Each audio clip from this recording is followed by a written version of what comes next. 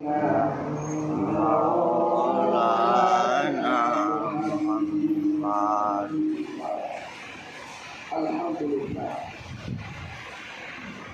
শুকরিয়া জ্ঞাপন করছি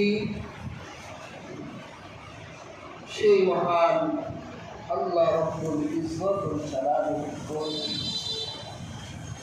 যিনি আপনাকে এবং আমাকে পবিত্র জুমাকে আল্লাহর পবিত্র ঘরে জুমার প্রস্তুতি এবং প্রতীক হিসেবে নির্বাচিত করেছেন। সেজন্য আল্লাহ সুবহানাহু ওয়া তাআলার নিকট কালিমাতুশ শুকর আদায় করছি। আলহামদুলিল্লাহ। হাজরিন, আল্লাহ পাক বিশ্ববাসীকে লক্ষ্য করে বলছেন, ইয়া আইয়ুহান নাস, হে মানব সকল,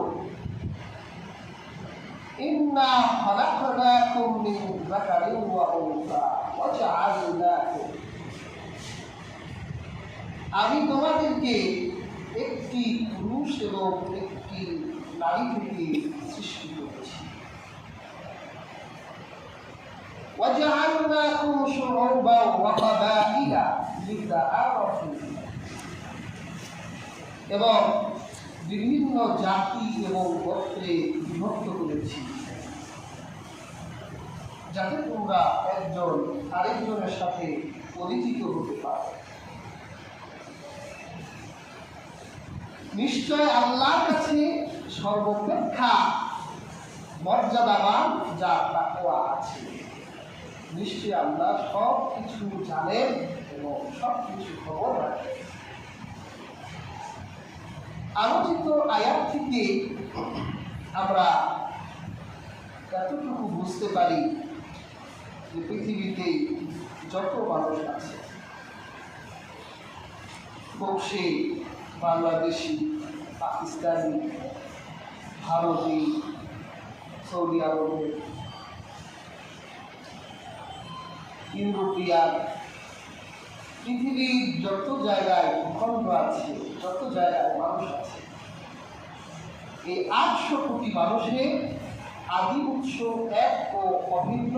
তারা প্রত্যেকে এক আদম ও এক হাওয়া থেকে।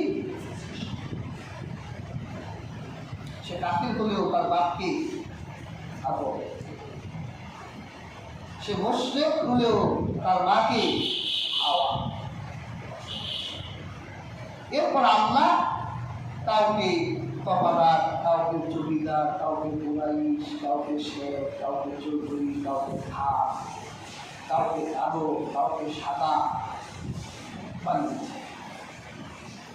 সে যেই হোক, সে যদি মানুষ হয়, তার আদি উৎস এক ও অভিন্ন, এক আদম এবং এক হাওয়া। বর্তমান বিজ্ঞান প্রায় 9 লক্ষ প্রজাতির প্রাণের আবিষ্কার করেছে।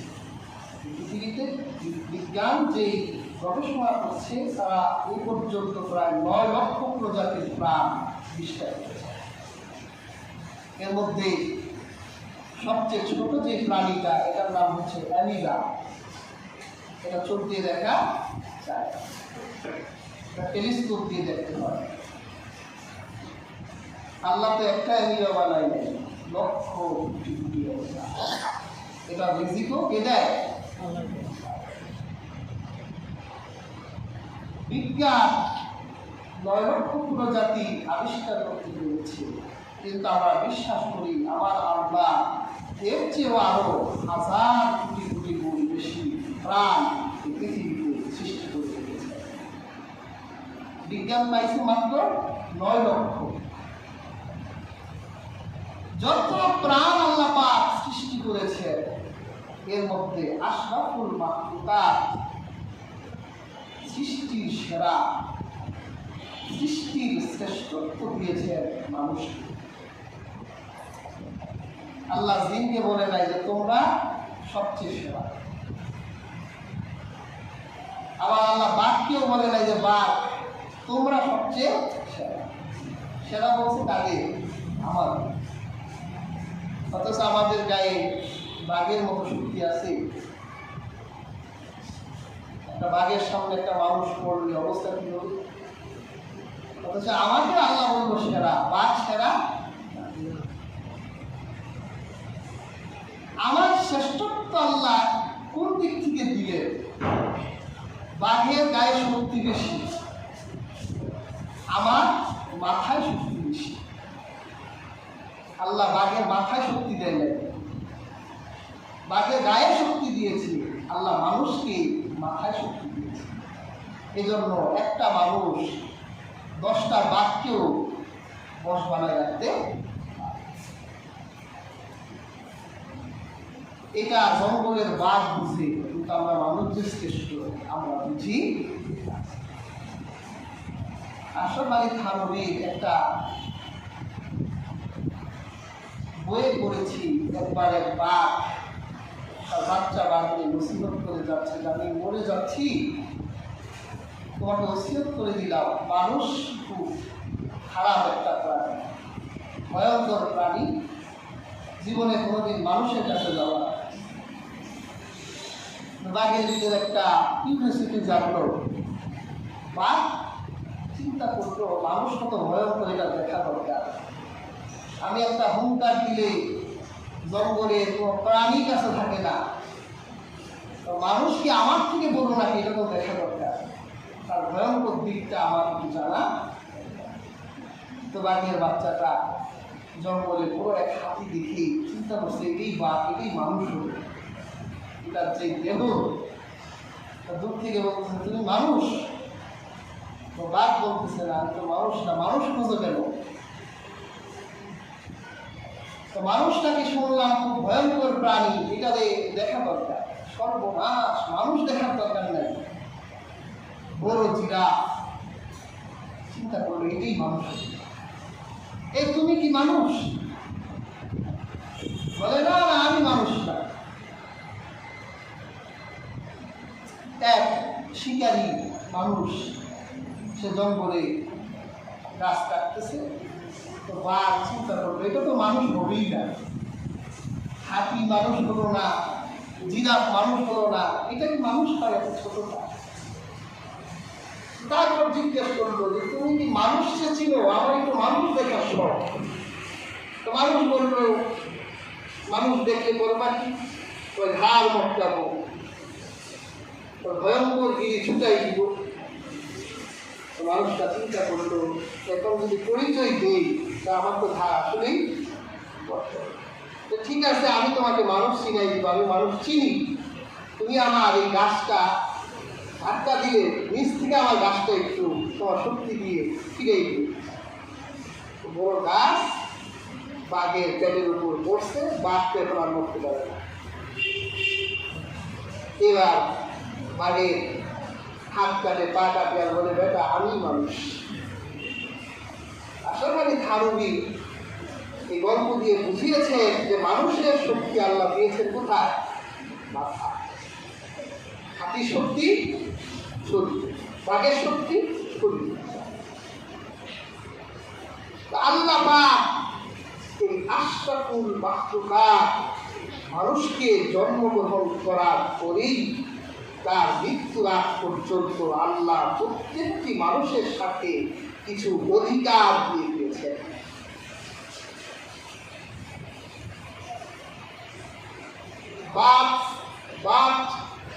রাইটস অফ ম্যান, একটা মানুষ যখন জন্ম নেয় তার জন্মগত অধিকার আছে। এরপর এই পৃথিবীতে চলার জন্য তাকে লিগ্যাল রাইটস, আইনগত অধিকার থাকে। তারপর ফান্ডামেন্টাল রাইটস, মৌলিক অধিকার, এটাকে হিউম্যান রাইটস বলা হয়। হিউম্যান রাইটস, মানবাধিকার। একটা মানুষ এই পৃথিবীতে বসবাস করতে হলে তাকে মানবাধিকার নিয়ে বেঁচে থাকতে হয়। আল্লাহ পাক মানুষের সাথে যে অধিকারগুলো দিয়েছেন, হাজিরি এই অধিকারগুলোতে হস্তক্ষেপ করার ক্ষমতা আল্লাহ পৃথিবীর অন্য কোনো মানুষকে দেয় না।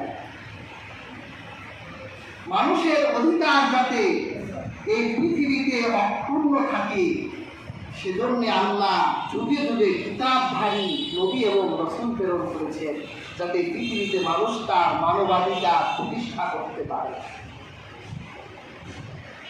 আল্লাহর হাবিব মুহাম্মদ সাল্লাল্লাহু আলাইহি ওয়াসাল্লাম ছিলেন একজন মানবাধিকার কর্মী।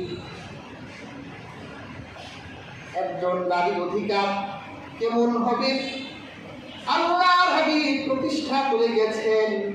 একজন মালিকের অধিকার কি হবে বলে গেছেন, শ্রমিকের অধিকার কি হবে বলে গেছেন, শিশুর অধিকার কি হবে বলে গেছেন।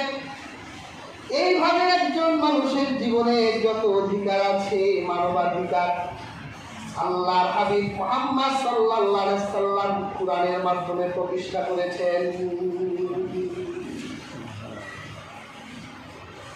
কিন্তু আমরা যে মানবাধিকার চর্চা করি, মানুষের অধিকার নিয়ে কাজ করি, দেখা যায় আমরা নিজেরাই ডাকাত, মানুষের অধিকার নষ্ট করি। ইসলামে মানুষকে কি কি অধিকার দিয়েছে এগুলো আমাদের জানতে হবে। যেমন আল্লাহ পাক মানুষের জীবনের নিরাপত্তার অধিকার দিয়েছেন।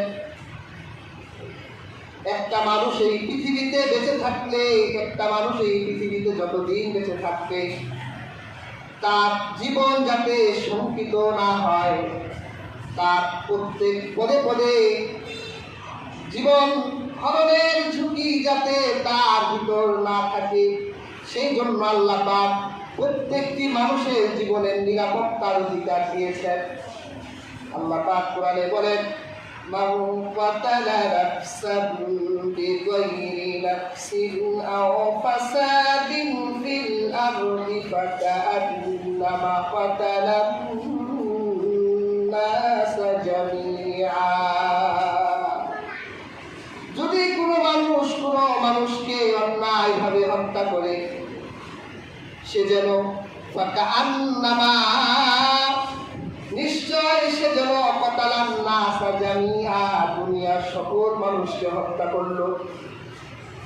অন্যায়ভাবে যে একজন মানুষ হত্যা করবে, সে তামাম দুনিয়ার সমস্ত মানুষকে হত্যা করলো। আল্লাহ পাক বলেন, ওয়ামান আহইয়াহা ফাকাআন্নামা আহইয়ান নাস জামিআ। আর যে একজন মানুষের প্রাণ বাঁচালো, সে যেন গোটা মানব জাতির প্রাণ বাঁচালো। দেখেন, ইসলাম মানুষের জীবনের নিরাপত্তা কত সুন্দর করে দিলেন। যদি কেউ কাউকে অন্যায়ভাবে হত্যা করে, সে যেন গোটা মানব জাতিকে হত্যা করবে। যখন আপনি এটা জানবেন, তখন আপনি হত্যা করতে পারবেন? সম্ভব না। জীবনের নিরাপত্তা জঙ্গলের পশুদের নাই, পাখির নাই। কখন হরিণের জীবন যাবে হরিণ জানে না, যা হরিণ জানে বাঘ তার পিছনে লেগেই আছে। বিষাক্ত প্রাণীর কামড়, জঙ্গলের কোনো প্রাণীর ভিতরে জীবনের নিরাপত্তা নাই। কিন্তু আল্লাহ পাক মানুষের জীবনের নিরাপত্তা দিলেন। কেউ কাউকে হত্যা করবে, সে যেন মানব সভ্যতা হত্যা করলো। আবার কেউ যদি একজন মানুষের জীবন বাঁচায়, সে যেন গোটা মানব জাতির জীবনকে বাঁচাই দিল।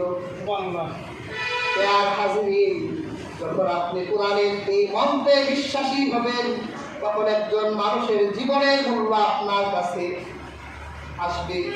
আর আপনি যদি কোরআনের এই মন্ত্রে বিশ্বাসী না হন, তাহলে আপনি যেন মানব হত্যা রচনা পৃথিবীতে প্রতিষ্ঠা করে জালেম আর স্বৈরাচারীতে পরিণত হবে।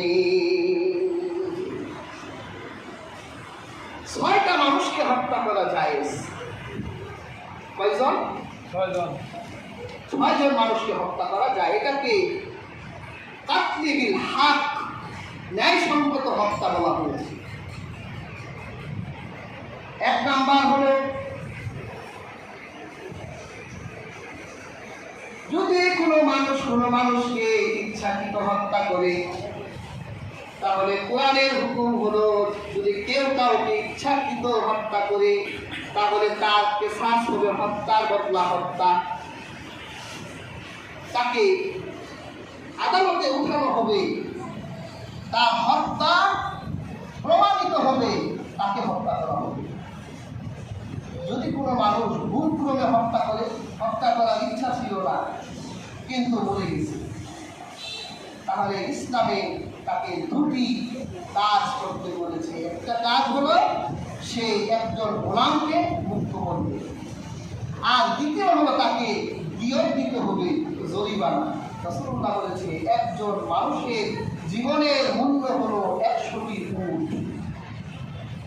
একটা উট যদি 5 লাখ টাকা হয়, 100 উট 5 কোটি টাকা। একজন মানুষ যদি একজন মানুষকে হত্যা করে তাহলে ইসলামের বিচার হলো অনিচ্ছাকৃত হত্যা করলে তাকে 5 কোটি টাকা দিতে হবে, অথবা 200 গরু প্রায় 4 কোটি টাকার মতো, অথবা 2000 ছাগল প্রায় 3 কোটি টাকার মতো একটা মানুষের জীবনের মূল্য আসছে অনিচ্ছায় মানুষ। আমরা তো মানুষ এখন ঘর হামেশা মেরে ফেলছি, মানুষের জীবনের মূল্য আমাদের কাছে একবারই নাই। এদেরকে আপনি 2, 4, 5 লাখ টাকা দিয়ে এদের পরিবারকে বুঝাই দিলে আপনি বেঁচে যাবে? কখনো সম্ভব নয়। আপনি 5 কোটি দেওয়ার পরেও আপনি জাহান্নামে যেতে পারবেন। এটা দুনিয়ার বিচার, আখিরাতে তো বিচার আল্লাহ রেখে দিয়েছে অর্থাৎ। এরপর জিহাদের মাঠে কাফেরের বিরুদ্ধে যখন যুদ্ধ হবে তখন কাফেরদেরকে হত্যা করা যায়। আল্লাহ কোরআনে বলেছে মার অথবা মরণ, মারলে গাজী, মরলে শহীদ। দ্বিতীয় হত্যা জায়েজ জিহাদের মাঠে কাফেরের বিরুদ্ধে। দ্বিতীয় হলো কোনো বিবাহিত পুরুষ এবং নারী যদি জেনায় লিপ্ত হয়ে যায় তাহলে মৃত্যুর আগ পর্যন্ত তাকে রজম করতে হবে, পাথর নিক্ষেপ করে হত্যা করতে হবে। 4 নাম্বার হলো যদি কোনো ব্যক্তি ধর্ম ত্যাগ করে ইসলাম থেকে ঘোষণা দিয়ে খারিজ হয়ে যায় তাহলে তাকে যেখানেই পাওয়া যাবে সেখানে হত্যা করতে হবে। আগে কেন সে ইসলাম ত্যাগ করেছে এটা জানতে হবে, যদি তাকে তওবা করার সুযোগ দিতে হবে। সে যদি তওবা না করে তাহলে তাকে দুনিয়া থেকে চিরতরে কতল করে দিতে হবে, এটা জায়েজ। 5 নম্বর হলো যদি ইসলামী রাষ্ট্রের শাসকের বিরুদ্ধে কেউ বিদ্রোহ ঘোষণা করে, শাসক ইসলামের ন্যায়সঙ্গত অথচ ইসলামী রাষ্ট্রের গোড়াপত্তন করতে চায়, এরকম বিদ্রোহের জন্ম নিলে প্রত্যেক বিদ্রোহীকে হত্যা করা যায়। এবং 6 নম্বর হচ্ছে ডাকাতি, চিন্তায় রাহাজানি এমন পর্যায়ে হয়ে যায় যে কি জাতীয় সমস্যা হয়ে গেছে, তাহলে সেই ডাকাতদেরকে, ছিনতাইকারীকে, রাহাজানিকে আদালতে উঠিয়ে বিচারক তাকে মৃত্যুদণ্ড দিতে পারে। এই 6 শ্রেণীর লোক ছাড়া পৃথিবীর প্রত্যেকটি মানুষ তার আরেক মানুষের কাছে নিরাপদ। যদি অন্যায়ভাবে এই 6টি কারণ ছাড়া কেউ কাউকে হত্যা করে সেজন্য আল্লাহ গোটা সৃষ্টিকে হত্যা করবে। কাজে হাজরিন, ইসলাম মানুষের জীবনের নিরাপত্তা দিয়েছে। এরপর হাজরিন, মানুষের ব্যক্তিগত জীবনের নিরাপত্তাও ইসলাম দিয়েছে। যদি কোনো মানুষ 4 দেয়ালের ভিতরে নিজেকে আবদ্ধ রাখে, কেউ যদি ঘরের ভিতরে থাকে অথবা বিল্ডিং এর ভিতরে থাকে তাহলে ইসলাম বলেছে সে যেন দুর্গের ভিতরে আছে। তোমরা যদি তার ঘরে প্রবেশ করো তাহলে তার অনুমতি ছাড়া ঘরে প্রবেশ করতে পারবা না, কারণ এটা তার অধিকার, তার অধিকার খর্ব করা যাবে না। আল্লাহ পাক কোরআনে বলেন ইয়া আইয়ুহাল্লাযীনা আমানু লা তাদখুলু বুয়ুতান গায়রা বুয়ুতিকুম হাত্তা তাস্তানিসু ওয়া তুসাল্লিমু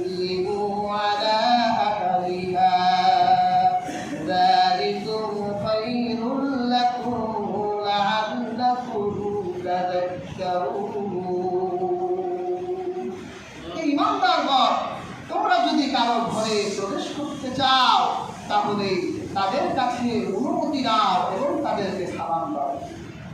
যদি তারা তোমাদের সালামের জবাব দেয়, ঘরে ঢোকার অনুমতি দেয়, তাহলে ঘরে প্রবেশ করো। আর আমরা এখন দিদি পরিচয় দিয়ে সালামও দিই না, কালামও দিই না, ঘরের দুয়ারে লাথি মেরে ঘর ভেঙে সমস্ত মানুষকে ফিরে দিতে চায়। এটা কোরআনের আইনের লঙ্ঘন ছাড়া আর কিছু নয়। একটা মানুষ ঘরে থাকলে এটা তার দুর্গ, ইসলাম তাকে নিরাপত্তা দিয়েছে। পেয়ার হাজির, কোন শাসকের পক্ষেও সম্ভব নয় একটা ঘরে থাকা মানুষকে তার অনুমতি ছাড়া বের করে আনা। এটা কোনো মানুষের পক্ষে সম্ভব নয়। পেয়ার হাজির, আল্লাহর হাবিবের সাহাবী হযরত ওমর রাদিয়াল্লাহু তাআলা আনহু, তিনি একবার রাতের বেলা তার প্রজাদের খবর নেবার জন্য বের হয়েছেন। হঠাৎ করে তিনি একটা ঘরের ভিতরে এক যুবতীর কণ্ঠে গানের আওয়াজ শুনতে পেলেন। ঘরের ভিতরে যুবতী একটি অশ্লীল গান করছে। মানে, তুমি কেন আসো না আমার মুখে, কেন আমার চরিতার্থ হাসিল করো না? এইরকম গানের শব্দ শুনে ওমরের মেজাজ কঠিন খারাপ হয়ে গেল। যে এত অন্ধকার যদি গভীর রাত, একটা নারী যদি এইভাবে গান করে, তাহলে তার ঘরের ভিতরে অন্যায় হওয়া তো স্বাভাবিক ব্যাপার। হযরত ওমর ডান বাম চিন্তা করলেন না, ঘরের পেছনের দেয়াল টপকায়া দেয়ালের উপর দাঁড়াই গেলেন। আর ওই নারীকে বললেন, এই অপরাধী নারী, ঘরের ভিতরে এরকম অসভ্য গান করছো এত রাতে, আল্লাহর কোরআনের বিধানকে লঙ্ঘন করছো। আল্লাহ পাক কোরআন কারিমে এরকম গান করতে নিষেধ করেছেন, হারাম করেছেন। তখন ঘরের ভিতর থেকে সেই যুবতী নারী হযরত ওমরকে চিনতে পারল না। যখনই ওমর দেয়ালের উপর দাঁড়িয়ে গেছে, নারীটা তার প্রদীপ নিভাই ফেলেছে। ফলে ওমরকে দেখতে পেল না, আসলে এটা ওমর নাকি। তখন সেই নারী ঘর থেকে জবাব দিল, তুমি কোন যুবক? তোমাকে চিনি না, কিন্তু তুমি আমার একটা অন্যায় করতে এসে 3টা অন্যায় করে ফেলেছ।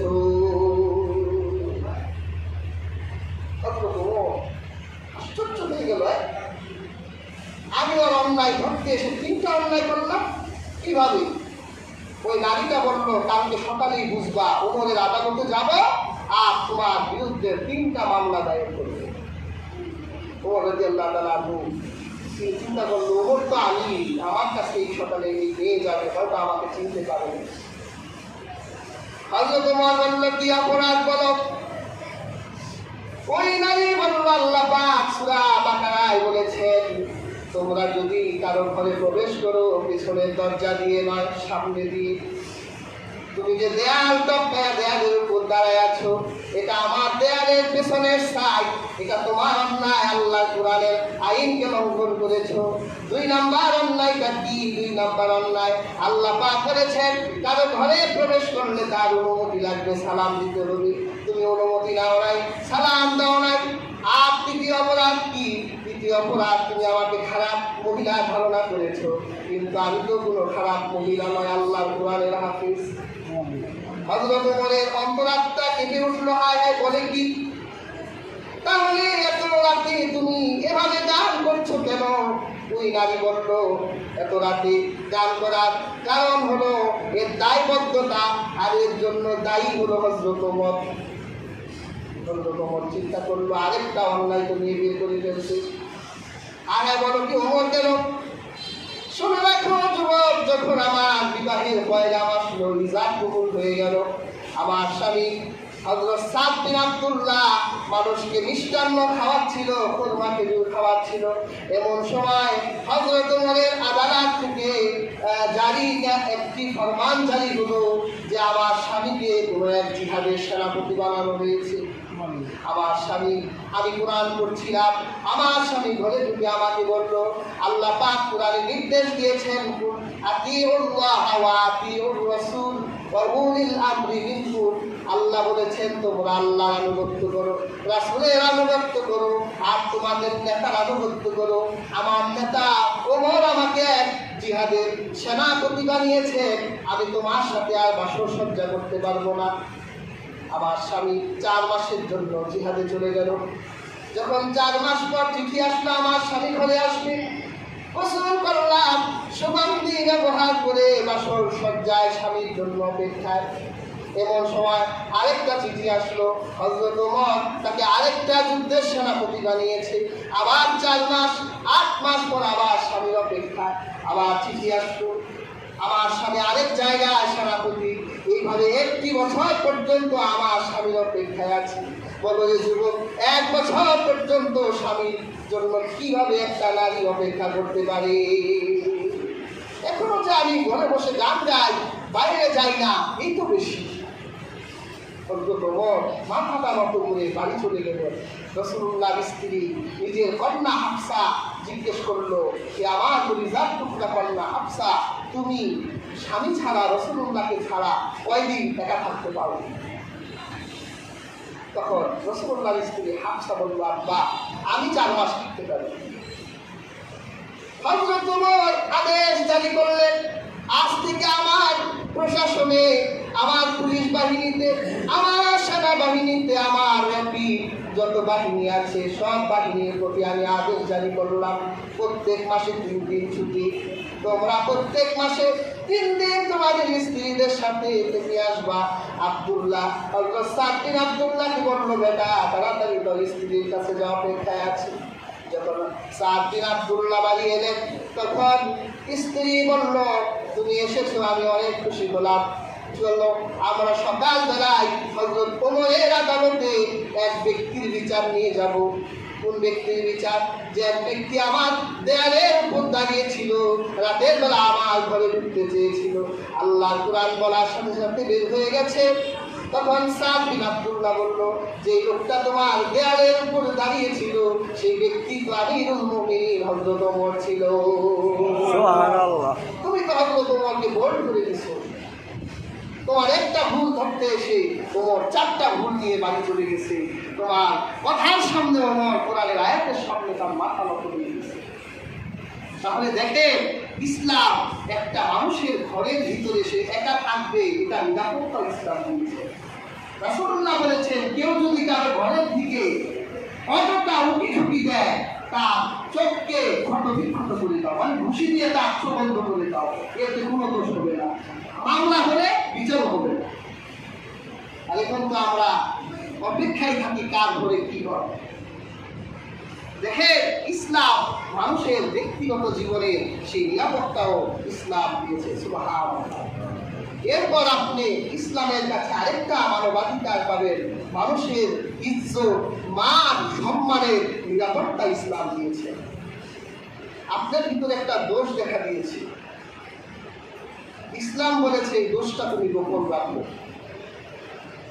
তোমার এই ভাই হয়তো তোমার চোখের সামনে অন্যায়টা করে ফেলেছে, তুমি একটা হুজুরকে দেখলা যে সেই গান দেখতেছে, সাপোজ ধরেন একটা হুজুর গান দেখতেছে, উনি তো মানুষ, তো গান দেখা, অশ্লীল গান দেখা কবিরা গুড়া, এবং আপনি চায়ের দোকানে গিয়ে হাই হাই ইমাম সাহেব রাখাই যাবে না, কেন হাই পাচ্ছি ইমাম সাহেব গান দেখে।